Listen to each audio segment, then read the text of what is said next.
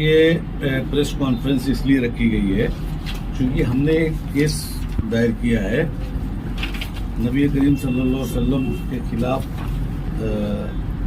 जो है महंत रामगिरी महाराज एलाइस सुरेश रामा कृष्णा राणे ने एक गलत बातें धर्म के प्रति और हमारे रसूल के खिलाफ उन्होंने कहा था। उसके लिए सारे महाराष्ट्र में उनके ऊपर एफआईआर हुई।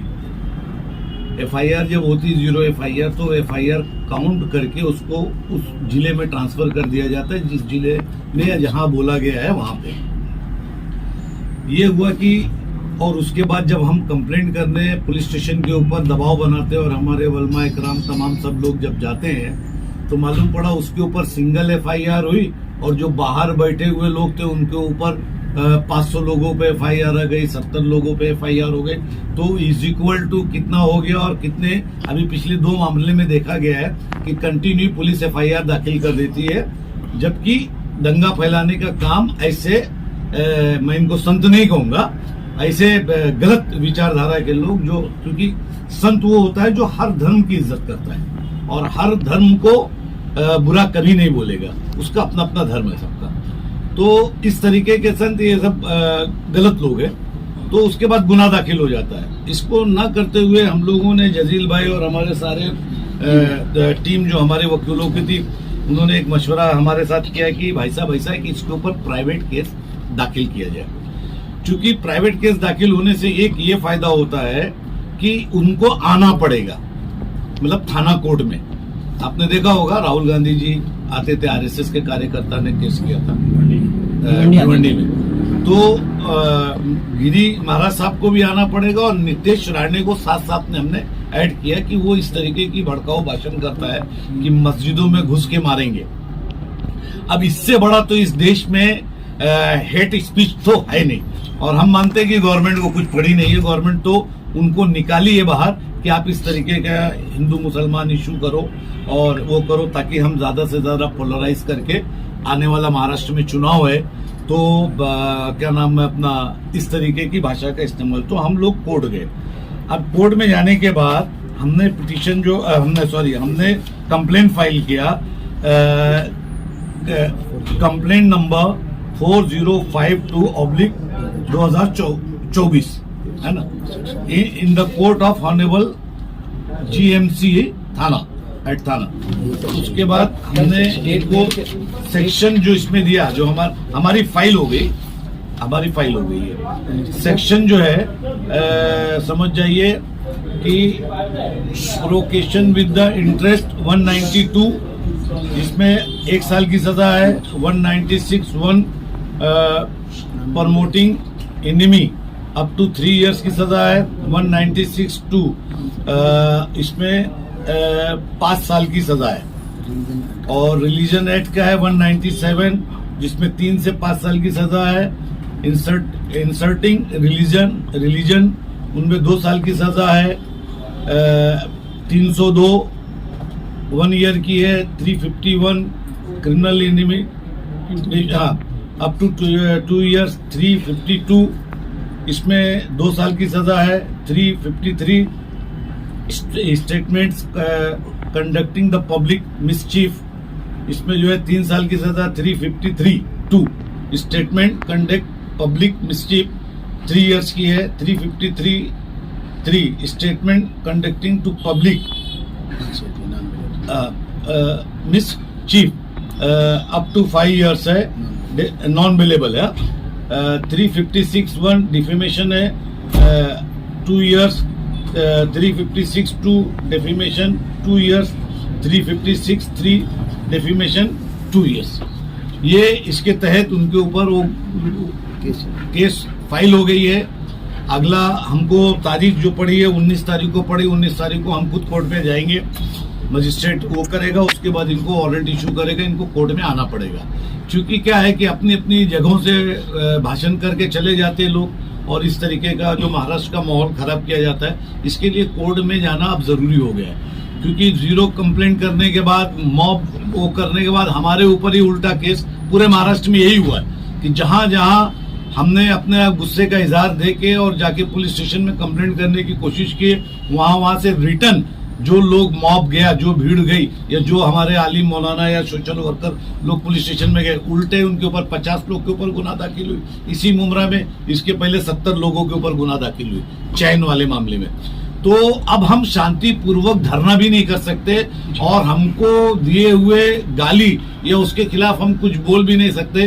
तो लास्ट में यही एक यकीन है कि कोर्ट फैसला करेगी इंशाल्लाह ताला, और हम इनको जेल भेजेंगे। तो दोनों के खिलाफ ये कंप्लेंट, दोनों के खिलाफ ये कंप्लेंट, और एक ही नॉन बेलेबल, दो offence non, 3 offence non bailable, एक 196(2) और एक 553(3) और 197(3) जो 3 से 5 साल, 3 ऑप्शन। कंप्लेंट कब फाइल किया आप लोगों ने? एक हम लोग को कंप्लेंट फाइल करके 1 हफ्ता हो गया है। पहले नोटिस भेजे, नोटिस रिसीव हो गई है। नोटिस जो उसका कोर्ट का एक सिस्टम होता है, प्रोसीजर है, तो उसको फॉलो अप करें। पहले हमने नोटिस भेजे, इसके ऊपर क्या जवाब देता है, माफी मांगता है या क्या करता है, उसको नोटिस रिसीव हुई है भाई साहब के नाम से ही यहाँ पर है। नोटिस की हम लोग ने जो है कॉपी कोर्ट में लगाई, ये नोटिस की कॉपी है और उसके साथ में उसका जो है ट्रैक रिपोर्ट भी है। ट्रैक रिपोर्ट के अंदर जो उसकी आइटम जो है वो रिसीव हुई है, उसने नोटिस रिसीव भी किया है। यहाँ पर रिसीव का एक ये आप लोग अपने किसने रिसीव किया है? ये उनकी वजह से उनके एड्रेस पे गई, रामगिरी के इस पे। तो जसील भाई इस पिटीशन में ये मांग भी की गई है उनसे क्या कि वो माफी मांगे? माफी मांगी का है ना, मांग की गई है, लेकिन माफी मांग के साथ में अभी उसने नया चीजें जो की है, जो उन्होंने घुस के बोले, तो उसका केस चलेगा, उसका केस में केस चलेगा, कोर्ट डिसाइड करेंगी। पहले माफी का था, लेकिन अब कोर्ट डिसाइड करेगी। और उसमें अभी के जो घुस के मारने वाला बयान है, मस्जिद में मारेंगे, उसके ऊपर उनके ऊपर गुनाह दाखिल होगा। नोटिस में क्या जवाब दिया? नोटिस में कोई रिप्लाई नहीं आया। तो ऐसी कौन सी ताकत है इन लोगों के पीछे जो कानून को एकदम ताक पे रख के वो इस तरह की बातें करते हैं? महाराष्ट्र की ताकत है, जिसकी हुकूमत है। ये हुकूमत किसकी है? हुकूमत, ये सरकार ऐसी है कि ये अंधी होके बैठ गई है। गृह मंत्री हमारे फडणवीस साहब मेरा, ये सबसे अच्छे लीडर माने जाते थे, जिनके बारे में अच्छी बातें है कि वो बहुत नॉन करप्ट थे, बड़े ईमानदार थे। लेकिन उन्होंने आंख बंद कर लिया है और महाराष्ट्र को हवाले कर दिया गया है, रेपिस्टों के हवाले कर दिया गया है। ऐसे भाषणबाज, ऐसे बाबा जो सारे आपस में धर्म में इंतशार, देखिए हिंदू रिलीजन के अंदर जो सनातन प्रथा है, वो इतनी बड़ी प्रथा है कि उसमें कोई भी संत किसी के बारे में अब शब्द नहीं बोलता है। और यही प्रथा हमारे यहाँ है कि हमारे मजहब में कहा गया है कि लकुम दीनकुम वलिय दीन, सबको आपका धर्म सबको मुबारक, है ना। आप किसी के भी क्या नाम है अपना महापुरुष को गलत नहीं कहेंगे, ये हमारे यहाँ से टोटली मना है। अब अगर इस तरीके का बयान कोई देता भी है तो उसके साथ भी ऐसे ही कार्रवाई होना चाहिए। सेम ऐसे केस हुआ नुपुर शर्मा के मामले में, यहाँ से पुलिस गई थी उसको लेके आने के लिए, वहाँ से उसको पैर में वापस कर दिया गया था। तो इस मामले में ऐसा ना हो। देखिए, ऐसा अभी ये महाराष्ट्र का मामला है, वो उत्तर प्रदेश का मामला था। मैं ऐसा मानता हूँ कि महाराष्ट्र में अभी लॉ एंड ऑर्डर है, और मैंने कहा था कि कानून अपनी पट्टी खोल के 2-4 ऐसे डिसीजन दे दे। अब इसमें जो सजा अगर लग गई तो नारायण राणे का लड़का चुनाव नहीं लड़ सकता। ये जितने भी अभी इस वक्त चुनाव के अंदर बोल रहे, ये MLA जितने भी बोल रहे, इनकी खाली कोर्ट ना 10-10 साल इनकी सजा लगा दे और 10-10 साल की इनकी चुनाव लड़ने पे पाबंद लगा दे। देखो ये कभी बोलेंगे नहीं, क्योंकि ये बोले जाते हैं, इनको मालूम है कुछ होना नहीं है। एक मरतबा कोर्ट फैसला लेना। अब देखिए, संविधान पे ही भरोसा रह गया, लीडरशिप पे तो भरोसा नहीं रह गया है, सरकार चलाने वालों पे भरोसा नहीं रह गया है, जुडिशरी पे भरोसा है। तो जुडिशरी अगर ऐसा फैसला लगते है कि ये बमबाज, बयानबाज, इस तरीके के लोग जो धार्मिक मस्जिद में घुस के मारने का, या कोई ऐसा बोले मंदिर में घुस के मारेंगे, तो ऐसे लोगों के ऊपर बैन लगाइए आप, और इनकी सदस्यता को रद्द कीजिए, असेंबली हो या पार्लियामेंट हो। आप देखिए, एक भी नहीं बोलेगा। कितने लोग हैं आपकी टीम में? जिस दिन संत ने भाषण दिया था, उसके दूसरे दिन एकनाथ शिंदे वहाँ उन्होंने इसका समर्थन किया। उनको क्यों नहीं लपेटे? बाल बाका नहीं करेंगे, बाल बाका नहीं कर, उनको हमने उनको लिया है उसमें, चीफ चीफ मिनिस्टर को हमने लिया है। लेकिन सिर्फ निंदा के तौर पे लिया गया ना भाई नहीं, साहब। नहीं, नहीं, नहीं, उनको भी उनको ये पार्टी बनाया आपने उनको। आगे जैसा सिस्टम चलेगा उनको भी इंशाल्लाह पार्टी बनाएंगे। आप पार्टी हम बना लेंगे, इसमें है हमारा पूरा है, उसमें हम लेंगे मेरा। भाई साहब 400 लोगों के धर्म बोलिए कि हमको आगे जो है चीफ मिनिस्टर को पार्टी बनाना है। 100% चीफ मिनिस्टर को पार्टी बनाएंगे, हाँ, तो इसके क्योंकि ऊपर- उसमें वो रास्ता हमने रखा है। क्योंकि पहले ये चले तो उसके बाद फिर हम, क्योंकि उन्होंने समर्थन किया है हाँ, और एक चीफ मिनिस्टर ने संवैधानिक पोस्ट पे रहने के बाद और संविधान की कसम खाने के बाद इस तरीके का अगर कोई बयान देता है ना। वैसे तो गुजरात में बिल्किस बानो के हत्यारों को जिनको सजा हुई थी उनको स्टेज पे बिठाया गया था, तो ये तो उनके दायरे में से चल रहा है, इसीलिए देश गड़बड़ हो रहा है। ये जो छोटी छोटी बच्चियों पे बलात्कार हो रहा है, ये छेड़छाड़ जो बढ़ी है, इसको मालूम है कि कोई ना कोई हमारे जो लीडर्स है वो हमारे ऊपर हाथ रखेंगे, है ना। हमको वो बनाया जाएगा, एमएलए का टिकट दिया जाएगा, गांव का प्रधान बनाया जाएगा, कारपोरेटर की टिकट हाँ, मिलेगी और वोटर भी ऐसे लोगों को अट्रैक्ट होकर वोट करेंगे। तो आपकी कहाँ बच्चियां बचेंगी, आपकी कहाँ मस्जिदें बचेंगी, आपकी कहाँ मंदिर बचेगा। देश में खाना जंगी कराने का है। तो कोर्ट से ये है निवेदन है और आप मीडिया लोगों से ये है कि अच्छे को अच्छा कर दीजिए और बुरे को बुरा कहिए। भाई साहब एक सवाल, इसके पहले 400 लोगों के धर्मांतरण के मामले को लेकर भी आपने इसी तरह का एक पिटीशन दाखिल जी। किया था। जजील भाई भी आपके साथ थे, वो टीम थी और उस वक्त भी आपने अपील की थी कि मुसलमान कौम कोर्ट नहीं जाती, अदालत का दरवाजा नहीं खटखटाती। आज फिर वही टीम मौजूद है और ये पहली आवाज मुमरा शहर से इस तरह की उठी है। क्या कहेंगे, जागरूकता कब पैदा होगी? इसके पहले भी पहली आवाज उठी थी। हाँ। जब 400 धर्मांतरण हुआ, बिल्कुल। स्टैंडबाजी बहुत हुई, नाका बंद कर दिया गया, टायर जला दिया गया, धुआं आसमान हो गया, लेकिन प्रैक्टिकली काम नहीं होता। प्रैक्टिकली काम हमारी इसी टीम ने किया था और आज भी वो योगी सरकार उसको हमको रिटर्न जवाब देती है। उसका मामला ऐसा है कि उसके ऊपर एक एफआईआर दर्ज हुई थी।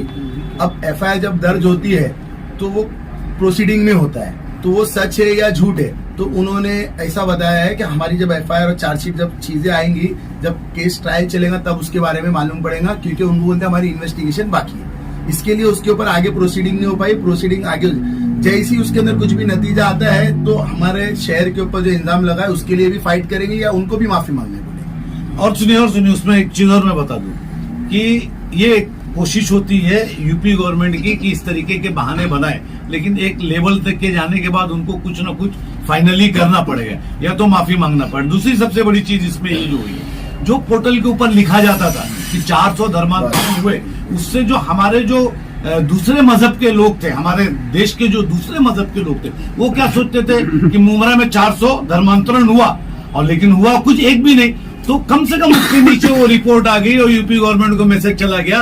तो अब जो पढ़ा लिखा समाज है हमारे हिंदू भाई का, वो ये बोलेगा कि तो यार बार बार मुमरा को टारगेट किया जाता है और मुमरा को ही बदनाम किया जाता है, यहाँ पे तो ऐसा कुछ नहीं, ये देखो इसके अंदर ये लिखा है। और वही चीज हम नहीं करते थे तो गैर समझ पूरे हिंदुस्तान में होती थी कि मुमरा में बच्चियों के साथ धर्मांतरण किया जाता है, हर दिन वहाँ पे कन्वर्टेशन होता है, हर मस्जिदों के अंदर वहाँ पे धर्मांतरण किया जाता है। इस तरीके की ये पक्की उनके जहन में आ जाती थी। लेकिन ये काम करने के बाद मैंने जो कहा, आपने पूछा सवाल कोर्ट में जाने से ये सवाल हुआ कि ऑफिशियली वो उसमें मौजूद है। तो पढ़ा लिखा आदमी तो कम से कम नहीं, अब अंधभक्त है तो अंधभक्त हर जगह है, हमारे यहाँ भी है और वहाँ पे भी है, कहीं ज्यादा है कहीं कम है, तो वो तो अपने हिसाब से अपनी बात करेंगे। साहब ये पिटीशन जो किसी एनजीओ या कितने फर्द ये जो है हमारी टीम है, एडवोकेट जजील नौरंगे, एडवोकेट सलीम शेख, सफसी मंसूरी और मेरी नई रेंज जो हमारे साथ में ज्वाइन हुई है जीनत और सैयद भाई के नेतृत्व में, क्योंकि सैयद भाई जो है पिटीशन के कंप्लेनेंट है और हम उनके एडवोकेट है। और भी मेरे दूसरे एडवोकेट भाई है जो भी मौजूद है, जैसे इस्माइल भाई है, एडवोकेट शारिक शेख है, हमारी ऐसी टीम है और भी लोग हैं। सब हम इंशाल्लाह मिलकर करेंगे, क्योंकि कौम का काम है, किसी पर्सनल और या फेम लेने का चीज नहीं है। सैयद भाई तो और हम लोग तो प्रेस कॉन्फ्रेंस के लिए मना कर रहे थे, लेकिन बताने की वजह ये हुई कि लोगों को इस चीज का पता चलना चाहिए किसी, हाँ, क्योंकि मेरे नबी की बात आई तो लोगों के दिल में कहीं ना कहीं कौम के बच्चों में चीजों में दर्द है कि कौन क्या किया। इसके लिए सैयद भाई ने आगे बढ़ चढ़ के इस चीज के ऊपर एक स्टेप लिया और अल्लाह ने चाहा तो इसके ऊपर बेहतर जो है वो नतीजा निकलेगा। जजील भाई की बात में थोड़ी आगे बढ़ाना चाहूंगा 2 मिनट से। सैयद अली भाई साहब is the best person to file the present petition, क्योंकि सैयद अली भाई साहब जो है ये आप मोहम्मद सल्लल्लाहु अलैहि वसल्लम की जनरेशन से है। हमारी पिटीशन का पहला लाइन ही स्टार्ट होता है, the complainant is descendant and progeny of prophet Mohammad peace be upon him. ये लेट मौलाना सैयद अनवर अशरफ साहब शहीद राही मदीना जो सज्जादा नशीन थे, कीचोचा शरीफ की दरगाह हज़रत मखदूम की चीफ सेंट थे, तो he is the best person to file this petition कि ये उनकी जनरेशन से है, उनकी आल से है। इसलिए हमने इन सैयद अली भाई साहब के नाम से जो है पिटीशन फाइल किया है। और भाई ने एक सवाल किया था कि कौन है इसके पीछे, ये सब जो चीज़ें हो रही हैं, हरकतें हो रही हैं, इसके पीछे देखिए हमने हमारे पिटीशन में chief minister of Maharashtra state Eknath Shinde साहब 14 तारीख को उन्होंने बयान दिया रामगिरी महाराज ने, और तुरंत 2 दिन बाद उन्होंने आके स्टेटमेंट स्टेज पे दिया। उनके साथ वहाँ पे गिरीश महाजन जो हमारे ग्राम विकास मंत्री है, टूरिस्ट मंत्री है, वो थे साथ में उनके, और साथ में सुजय विखे पाटिल माजी खासदार है। ये दोनों ने उस बाबा के जो है चरण स्पर्श किए वहाँ स्टेज पे। और शिंदे साहब बोलते हैं मराठी में की संत परंपरा ही मोठी आहे, संतांच्या आशीर्वादाने सरकार चाललेली आहे। या महाराष्ट्रामध्ये संतांच्या केसाला धक्काही लावण्याची हिम्मत कोणी करता कामा नये, ऐसी स्ट्रेट जो उन्होंने वहां से धमकी दी है। अब इसमें कैसे है कि वो कॉन्स्टिट्यूशनल हेड, जैसे भाई साहब ने बताया, कॉन्स्टिट्यूशनल हेड अगर ऐसी बात करेगा तो उसको गवर्नमेंट का फुल सपोर्ट नजर आ रहा है यहाँ पे। तो इसके खिलाफ इसीलिए हमने जो प्राइवेट कंप्लेंट फाइल की है, जैसे भाई साहब ने बताया, मैक्सिमम जो एफआईआर दर्ज की गई है 58, 51 नीतीश राणे पे भी है, महाराज पे भी है, वो क्लब करके जहां बयान दिया गया वहां चली जाएगी। लेकिन ये प्राइवेट कंप्लेंट करने से क्या होगा कि हमने उनको यहाँ बुलाया है, उनको आज न कल यहाँ आना पड़ेगा, उनके चरण स्पर्श हम थाना में करवाएंगे और इंसाफ मिलेगा इंशाल्लाह। थोड़ा वक्त लगेगा, हम एंड तक इसको फाइट करेंगे इंशाल्लाह। Very nice, very nice. Notice जो नीतीश राणे को मस्जिद में भी ऐलान हुआ, बहुत सारी सोसाइटी में भी दिया गया, जमात इस्लामी की मस्जिद में मीटिंग भी चल रही है और बेदारी।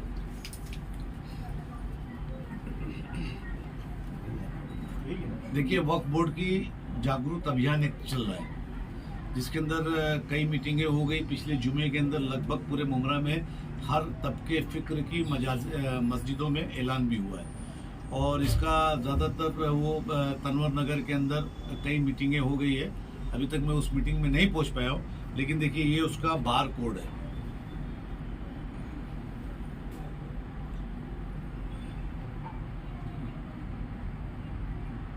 और मैं मुमरा और कौसा के लोगों से अपील करना चाहता हूँ कि इसमें पूरी तरीके से आप लोग शिरकत करें। और मैं उन शोहरों से अपील करना चाहता हूँ जिनकी घर में औरतों को अवेयरनेस नहीं है, जो समझ नहीं पा रही कि वक्फ बोर्ड क्या है, वक्फ क्या होता है, उसके अंदर उनको भी जागरूक करना बहुत ज़रूरी है। क्योंकि अगर माँ जागरूक रहेगी ना तो इंशाल्लाह ताला बच्चा भी जागरूक रहेगा।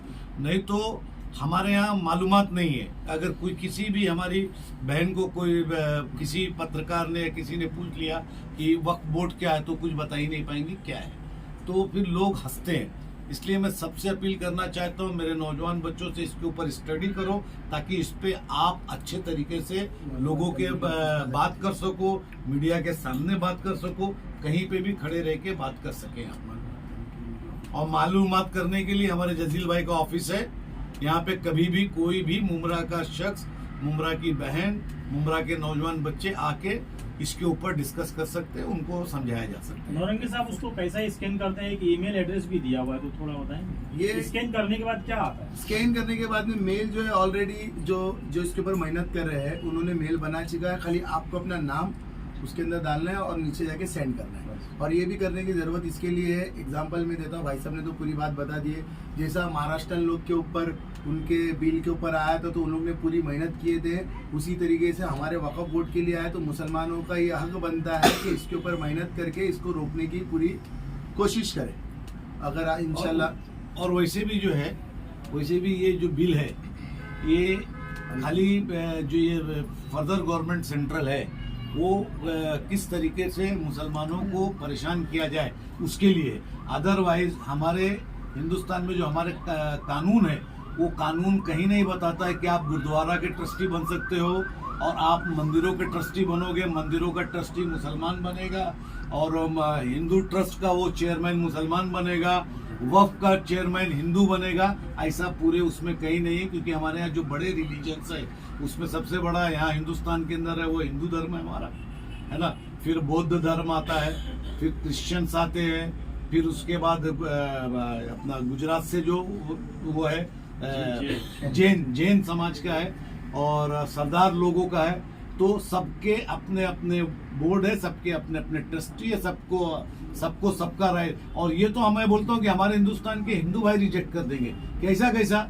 और इसके अंदर केरला में कुछ जगहों पे हुआ है जिसपे क्या नाम है, हमारे हिंदू समाज के लोग कोर्ट में गए कि हमारे रिलीजियस बेस के ऊपर मुसलमान कैसे हमारा ट्रस्टी हो सकता है। तो हमारे रिलीजियस बेस पे हमारे वक्फ के अंदर कैसे एक हिंदू क्या नाम है ट्रस्टी हो सकता है और चेयरमैन हो सकता है, क्योंकि सेंट्रल वक्फ बोर्ड अलग है, स्टेट वक्फ बोर्ड अलग है। सेंट्रल वक्फ बोर्ड में ये है कि चेयरमैन को 2 वोट का पावर होता है इंटरनल मीटिंग के अंदर। तो इस तरीके से डिस्टर्ब करने के लिए किया गया, लेकिन कोर्ट मुझे याद है, मुझे जहां तक यकीन है कि कोर्ट इसको बर्दाश्त नहीं करेगा, इसको रिजेक्ट करेगा इंशाल्लाह।